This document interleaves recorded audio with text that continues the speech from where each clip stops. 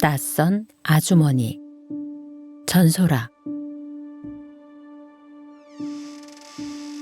소라야, 소라야, 엄마 왔어. 엄마 기억나? 양손 가득 선물 보따리를 들고 낯선 아주머니가 제게 달려왔습니다. 3살.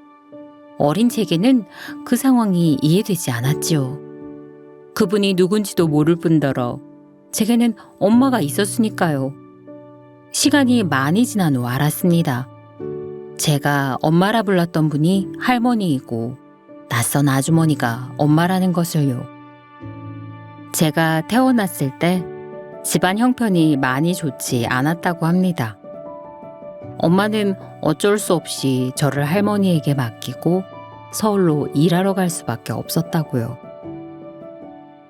엄마는 딸이 옹알이 하는 것조차 듣지 못한 채 서울로 가서는 많은 날들을 눈물로 보냈다고 합니다. 빚덩이 같은 자녀가 눈에 밟혔을 테니 왜 아닐까요?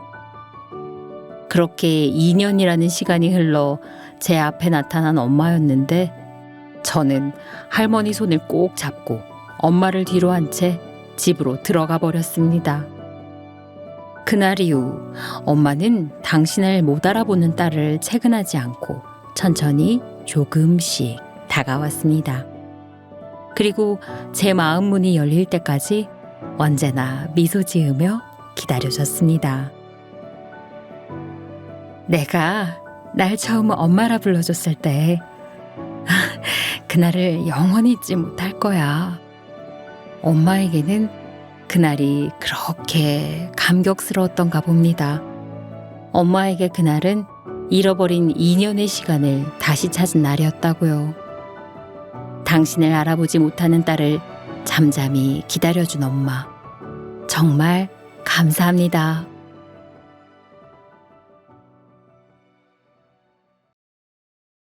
엄마의 일생, 윤미라. 친정엄마는 20살에 결혼해 저희 3남매를 낳았습니다. 가난한 살림을 이끌기 위해 공장 일을 했는데 작업량이 많은 날은 예정된 퇴근 시간보다 한참 늦게 집에 돌아왔습니다. 그때마다 손에는 빵과 우유가 하나씩 들려 있었습니다. 철없는 자녀들은 피곤한 엄마보다 그 빵과 우유를 반겼고 조금이라도 빵을 더 많이 먹기 위해 욕심을 부렸습니다. 크림빵을 가지고 온 날은 크림이 많은 쪽을 먹겠다고 서로 다투기도 했습니다. 커서야 그 빵이 엄마가 야근할 때 받는 간식임을 알았습니다. 자녀들 때문에 배고픔도 참고 그대로 집으로 가져오신 거지요. 초등학교 운동회 때가 기억납니다. 도시락을 싸가지고 엄마가 학교로 오기로 했습니다. 엄마는 약속대로 학교에 왔는데 이웃집 아주머니의 옷을 입고 있었습니다. 저희들에게는 깨끗하고 좋은 옷을 입혀주면서 정작 엄마는 외출복 한 벌도 가지고 있지 않았던 겁니다. 그런 엄마의 고생을 알기에 철없이 엄마에게 투정을 부릴 수도 갖고 싶은 것을 사달라 때를 쓸 수도 없었습니다. 겨울의 추위와 여름의 더위 속에서 이악 물고 일해온 엄마 덕에 저희 3남매는 무사히 잘 자라났지요. 이젠 저희도 장성해 더 이상 걱정하지 않아도 되건만 웬일인지 엄마는 아직도 여유를 즐기지 못합니다. 어쩌면 여유 즐길 줄을 모르시는 건지 오늘도 엄마는 일을 나갑니다. 그게 엄마의 숙명인 것처럼 평생 자녀 위에 사는 게 엄마의 일생이라는 게 너무 가슴 아픕니다.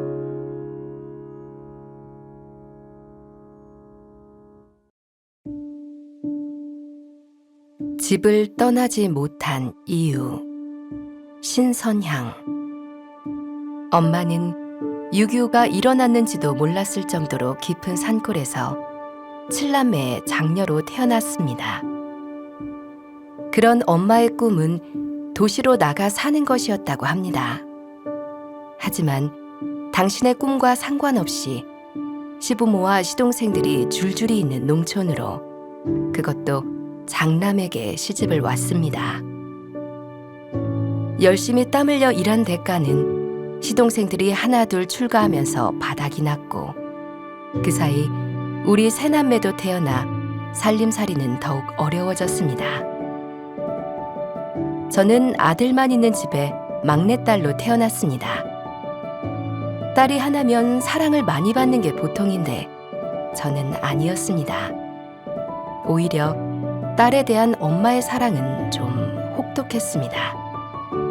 초등학교 3학년 때부터 제게 밥 짓고 할아버지 할머니의 상을 차리고 반찬 만드는 방법 등을 가르쳤거든요. 엄마가 농사뿐 아니라 근처에서 식당 일까지 해야 했기 때문입니다. 엄마를 향한 원망이 싹트기 시작했습니다. 하루는 친구 집에 놀러 갔는데 친구 부모님이 어린 나이에 벌써부터 집안일을 도운다며 칭찬을 하는 겁니다. 그 순간 얼굴이 발갛게 달아올랐습니다. 친구에게 가난한 집안 형편을 들켜버린 것만 같아 창피했거든요. 그날부터 엄마에 대한 불평이 더욱 늘었습니다. 이후 집안에 큰 시련이 닥쳤습니다. 할아버지 할머니가 1년 사이 뇌졸중으로 쓰러지셨는데 타지에서 일하던 아버지도 끼니를 술로 대신하다 더 이상 일을 하지 못할 정도로 몸이 망가진 겁니다. 엄마는 할아버지 할머니의 모든 수발을 들며 아빠의 병간호까지 해야 했습니다. 그러면서 자식들을 키우고 집안 살림을 했습니다. 엄마의 고생을 눈으로 다 보면서 저희들은 엄마의 눈치만 살폈지 그 힘겨움을 함께 나눌 생각은 못했습니다. 그 시간이 8년 넘게 이어지던 어느 날입니다. 명절을 맞아 친척들이 둘러앉았는데 그때 엄마가 절규 비슷하게 자신의 심정을 털어놓은 겁니다. 이제 더 이상 못하겠습니다. 하루에 골백 번도 더 집에서 도망치고 싶어요. 너무 힘듭니다. 그때 처음 엄마의 눈물을 봤습니다. 친척들도 엄마의 반응에 적잖이 놀랐습니다. 생각해보니 그동안 엄마를 도운 사람이 아무도 없었던 겁니다. 그런데 그 뒤에 이어진 엄마의 말에 더 충격을 받았습니다. 근데 내가 집을 나가버리면 향이 저거 혼자 고생할까 봐.